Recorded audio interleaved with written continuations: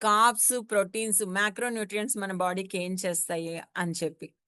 Carbs మనకు కావాల్సిన ఎనర్జీని ఇస్తాయండి చక్కగా. అండ్ ప్రోటీన్ వచ్చేసి సెల్ గ్రోత్ అండ్ రిపేర్ చేస్తూ ఉంటుంది.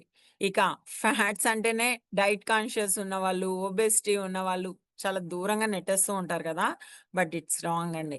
మన బాడీకి ఫ్యాట్స్ కూడా అవసరం. బట్ ఎలాంటి ఫ్యాట్స్?